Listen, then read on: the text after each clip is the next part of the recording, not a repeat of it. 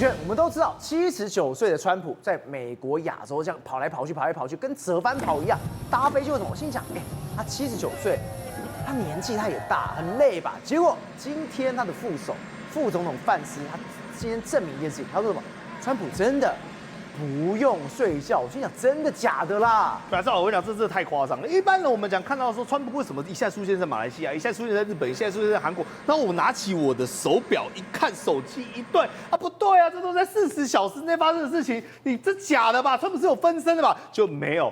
真的他是本人，我想说不是嘞我们有时候坐个飞机，大家去南韩，然后睡一晚起来，40小时就过去啦，就没有哦。本中乘坐空军1号专机，长达41个小时，3万公里的里程，先去马来西亚，然后我们讲在媒体前面晃一晃，然后去日本，大家也看到嘛，然后还在那边跳 YNCA， 还在那边舞，还在那边扭，然后呢跟高市早苗两个人在那边嗨你侬我侬的，然后又到了南韩，那南韩呢又参加 APEC， 然后又摆脸色给你这个我们讲李在明看，然后呢还跟我们讲习近平见面。就都是同一个川普，然后结果回去还干嘛？过万圣节。对，我跟你讲我真的相信这个超强的啦。为什么 JD Vance 对他感到这么意外？他说，川普只要睡2个小时就算是偷笑了，你跟他出访，通常他都不睡觉，还会一直这边 low energy，you low energy， 我不能睡吗 ？Very low， 因为川普都不用睡觉。你知道吗？中间的过程是什么？他飞回我们讲回去的这个东京的这个过程当中，这个班机曾经还发生乱流，就他说我还接受了 NII 的检查 ，I'm very perfect。The result is very perfect.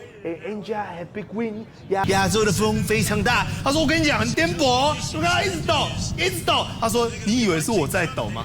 我才不会抖，都是你们在抖。还在那边谈笑。我还在开玩笑呢所以我跟你讲我给你看他整个行程好不好？你看凌晨12点03分在韩国的釜山，7点的时候呢，阿拉斯加州呢，我们讲这个地方联合基地然后呢以及相关的这种互助小组，然后上午8点26分的时候又在阿拉斯加这个我们讲的联合基地相关的互助小组，下午的时候呢，他又飞到了白宫去。下午2点37分的时候，他跑到安德鲁斯联合基地，然后呢，下午2点49分的在联合基地举办他的行程。下午3点5分的时候又跑到白宫，下午5点32分的时候呢，又跑到白宫。所以你看这是他平常的一个日程，10月30号的一张表，代表说他从头到尾根本这个人停不下来，你要他停，他觉得很痛苦。最让我震惊的，你知道是什么吗？